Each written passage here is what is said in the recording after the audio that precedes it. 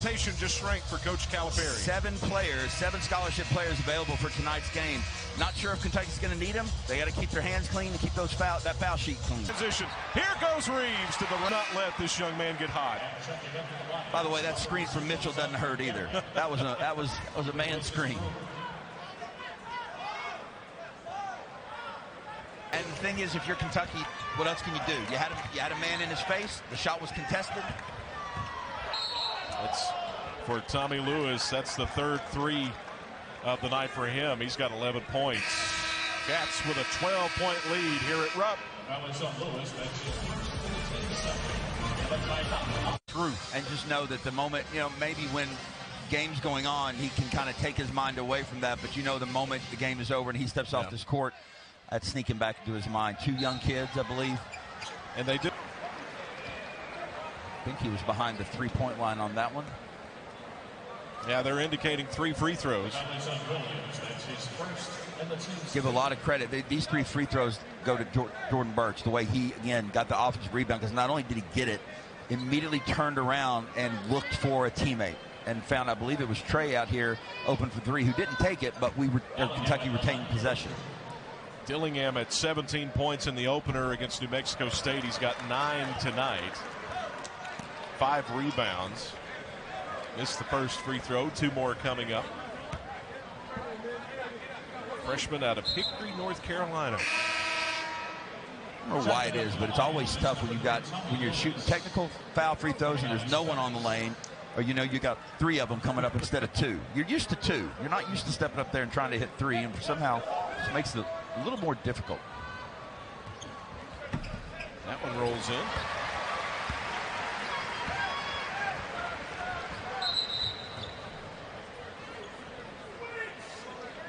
And the shot clock did not start on time. Coach Orlando Antigua, the Cats communicating loudly to the Wildcats down here on the baseline. What is it? I never understand this. Rolling the ball until we're going to pick it clock, up. Yep. Does it, though? I don't think it saves any clock. Well, it doesn't start till they touch it. Right. Put a guy right out here and throw him a chest pass. Wildcats were able to deflect that one away from Lewis. Here's Shepard surrounded by Lions, and he rolls into the den, and that one rolls out of bounds off a Lion. I think Reed would have been better served that time to kind of pull that out. You've seen Kentucky, they want to run, they want to get it out, but we've seen a couple times where they smartly pulled it back and got into their offense, and that's going to come with age. As these guys mature, they're going to start realizing at what point they need to pull back, and let's set an offense, and what time do we need to push this break. Dillingham off the inbounds play, can't get it to fall from the corner. Brewer swings it to Dodd. Dodd trying to penetrate. Cats covering him up. Out to Lewis. Lewis trying to get open for a shot. Tim to shoot. There's Williams out high. The easy ones. Especially when you're 6'9" and can finish with 2 hands on the rim. That's why I like Corner bank shots. 3. No good. Mitchell with another board for the Wildcats. Mitchell now 16 points and 7 boards. Dillingham pushing tempo. Driving the baseline out to Shepard. Wagner underneath to Mitchell. Oh, here's Edwards all alone. Couldn't get it. Trey Mitchell starting to announce his presence. Look at this spin. But bottom line is, these teams that come into Kentucky, or wherever you're playing early in the season, anybody can beat anybody on any night. The parity in college basketball is crazy because the dunks, you love the easy plays, but that's the difficult play. The little short corner jump shot after the penetration by Edwards. Williams between the rings.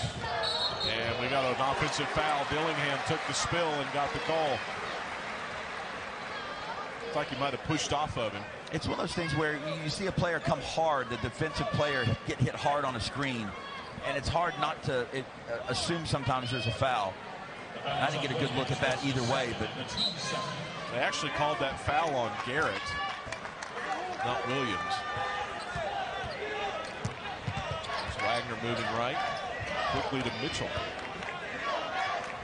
Getting Down to 5 minutes left in this one. Edwards. No. Mitchell saves it to Shepard. Here's Edwards by himself. And he lost the ball on the way up to Duncan. That just fell out of his hand. Everything about that play was perfect except the end.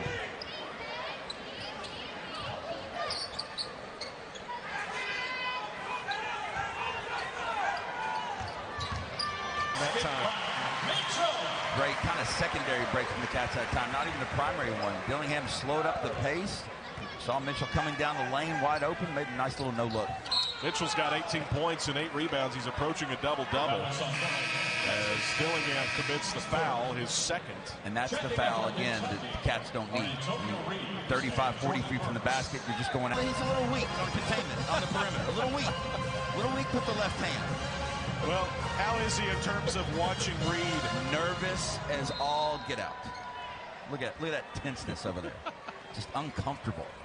Shepard tonight has 2 rebounds and an assist, looking for his first shot. Cats with the lead, 73-57. Commerce has battled tough tonight. They had a 19-6 lead in the first half, and Kentucky's asserted control since then.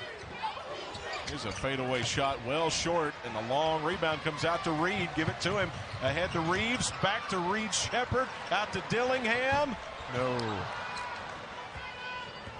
Well, that three-pointer was on a break that time, but the Cats still have to crash the boards. There's Brewer to Williams. Williams with 19 tonight, leading the way for Commerce. Thought about that 3, trying to get some operating room. Tried to go inside and overshot his man. It's deflected out of bounds.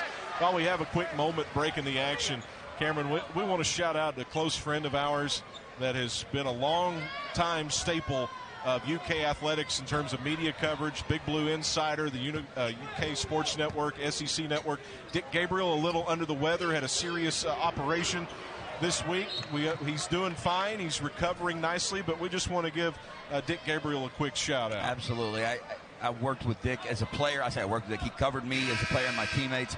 And when I got done knowing that I wanted to do a little media, he was the one person I went to. And I said, "You mentor me." Now I don't know if I ever said it to him like that, but that's certainly what he has done, and I'm extremely, extremely grateful for it. To battle. Did you notice again? No white shirts after the second line of defense there. Once the Lions got past that, there was nobody back there to help. The help defense has got to be there. Even though, look, Texas A&M Commerce doing a great job on the weak side of keeping Kentucky's defenders busy, but somebody's got to keep their eye on the penetration coming down or the offense coming down the other side on the strong side. Burks with a rebound after he picked up his 4th foul. And here comes Reeves in the front court. 2.5 minutes left in this one. Dillingham goes behind the back, down the lane. That would have been one of a Sports Center top 10 if he'd got that one to go. We've had a few of those plays tonight that might make it, but Dillingham is so quick with the basketball. He's down. Wow. If the new court was here, that would have been Elizabethtown. 21 for Reeves, 5 threes tonight. 79-59.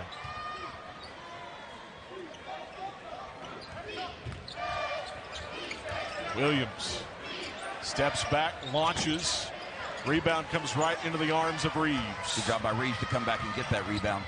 Dillingham down the right side. Nice leaner there. Little adjustment on his way to the rim. A little Euro step, went up with his right, moved it to his left. It's just funny watching these guys play with the Euro step rule in effect. Every time I think, inside it hurts me. It hurts me. It's a walk. I know in my heart it's a walk, Darren. According to the rules, though, it's not. Then it's not a walk. In my heart, it is.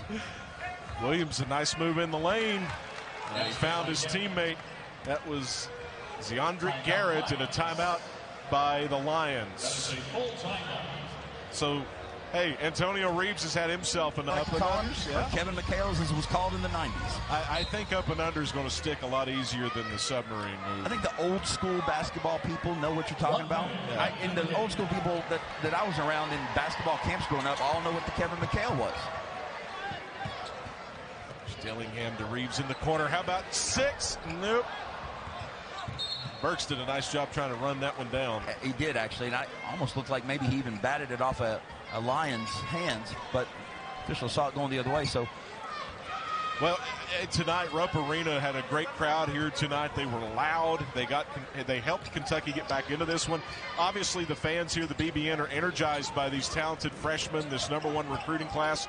But wait until they get those 3 big men back, and we'll see what this team looks like, because as we get a foul underneath, this is a team that's still going to be, I think, playing this kind of style even when they get those big guys. Absolutely, because again, the bigs over there on the court are not necessarily back to the basket type bigs as well. I mean, they're big. I've seen highlights of Zvonimir, literally driving the lane and doing kiss the rim dunks. These are talented bigs, but they still need them defensively. They need them rebounding wise. Kentucky's got to have these bigs back if this is going to be a special year for them. How about Commerce tonight coming into Rupp Arena? They were not intimidated at all, as a three's no good by Abdul Mateen, and the Lions will keep possession with 16 seconds left. And you know where that comes from? That comes from what we talked about early in the broadcast, where, look, they played Texas A&M. They played Texas Tech. They were blowouts, yeah. But you come into Kentucky, what do you have to fear? You're used to playing these big-time teams, and so it grows. It's the same thing with Kentucky. This was a good game for Kentucky tonight because Commerce gave them a game. They scared them in the first half, and they taught them, hopefully, hey, you got to start the game fast. Now Kentucky's going to bring it into front court and run out the final few seconds. Head coach John Calipari will meet Jaron von Rosenberg, and the two will exchange handshakes at half court. And this one goes to the blue and white here at Rupp Arena tonight. Final score 81-61. Cameron Mills, your final thoughts on the way Kentucky rallied to secure this one tonight?